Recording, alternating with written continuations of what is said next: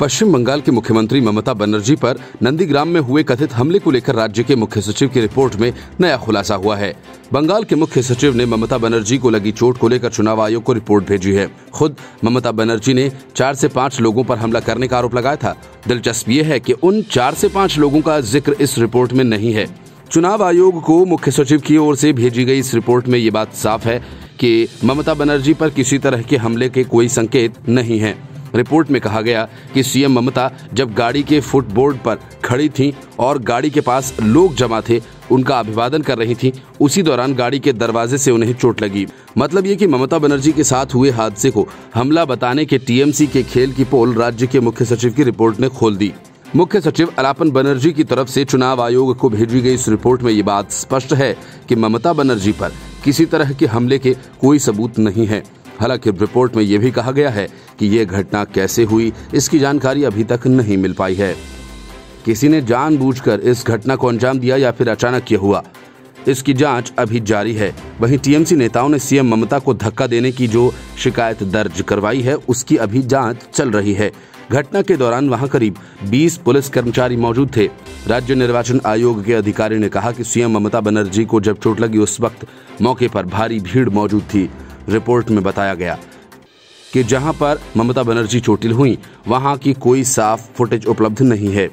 हालांकि पश्चिम बंगाल की मुख्यमंत्री ममता बनर्जी के साथ हुई इस दुर्घटना के मामले में निर्वाचन आयोग राज्य के मुख्य सचिव अलापन बंदोपाध्याय की रिपोर्ट से संतुष्ट नहीं है। आयोग ने मुख्य सचिव से और विस्तृत व स्पष्ट रिपोर्ट मांगी है। ये रिपोर्ट शनिवार शाम 5 बजे तक सौंपनी होगी। दोनों ऑब्जर्वर्स भी शनिवार शाम तक ही अपनी रिपोर्ट दे पाएंगे। उन्हें भी आयोग ने शनिवार शाम तक की मोहलत दी है।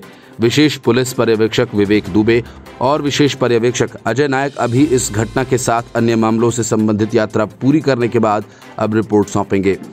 आयोग के सूत्रों के मुताबिक शुक्रवार को मुख्य सचिव ने तय समय में रिपोर्ट तो आयोग को सौंप दी, लेकिन उनमें कोई जानकारी स्पष्ट नहीं है और संशय बढ़ने वाली है, क्योंकि तथ्यों का तो जिक्र है लेकिन घटना के कारणों का स्पष्ट ब्यौरा नहीं है।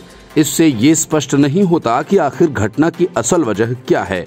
रिपोर्ट से ये बातें भी पता नहीं चल पा रही हैं कि यह घटना कहां पर और कैसे हुई। मुख्य सचिव ने भीड़ का दबाव, तंग सड़क के एकदम किनारे लोहे का खंभा, दरवाजे का झटके से बंद होना, ममता बनर्जी के बाहर निकले पैर का घायल होना जैसी तथ्यात्मक बातों को लेकर अपनी रिपोर्ट में लिखा है। लेकिन रिपोर्ट किसी निर्णय तक पहुंचने में मदद नहीं कर रही। मुख्य सचिव की रिपोर्ट से यह भी पता नहीं चलता है कि नंदीग्राम में ममता बनर्जी के पैर में लगी चोट हादसा था या हमला। पुलिस रिपोर्ट के आधार पर मुख्य सचिव ने निर्वाचन आयोग को दी रिपोर्ट में प्रत्यक्षदर्शियों के मत भी अलग अलग बताए हैं। अधिकतर प्रत्यक्षदर्शी किसी न किसी पार्टी से जुड़े होने के नाते पार्टी लाइन पर ही बयान दर्ज करा रहे हैं। प्रत्यक्षदर्शियों का बयान निष्पक्ष नहीं लग रहा है। मौके पर सिर्फ एक सीसीटीवी था। एक ज्वेलरी शॉप के बाहर सीसीटीवी कैमरा लगा हुआ था, लेकिन वो भी काम नहीं कर रहा था। पुलिस उस समय चारों तरफ मौजूद थी, लेकिन उसे मुख्यमंत्री के कार्यक्रम या फिर उनके रुकने और किन लोगों से मिलेंगी, इसकी जानकारी नहीं थी। जिला पुलिस को सीएम सुरक्षा की तरफ से जो जानकारी दी गई थी, उसके मुताबिक मुख्यमंत्री के रूट को सैनिटाइज तो किया गया था, लेकिन नाकेबंदी नहीं की जा सकी थी, क्योंकि मुख्यमंत्री कहां रुकेंगी इसकी जानकारी किसी को नहीं थी। घटनास्थल पर भी भीड़ मौजूद थी। भीड़ मुख्यमंत्री के वाहन के बिल्कुल नजदीक है और ये तो मोबाइल के वीडियो से भी पता चल ही रहा है, लेकिन कोई ऐसा वीडियो नहीं है जिससे ये पता चल सके कि कार का दरवाजा लोहे के खंभे से टकराया था। इस बारे में भी स्पष्ट सबूत नहीं है कि कार के दरवाजे को धक्का दिया गया। लिहाजा आगे और विस्तृत जांच की जरूरत है। Report news of India.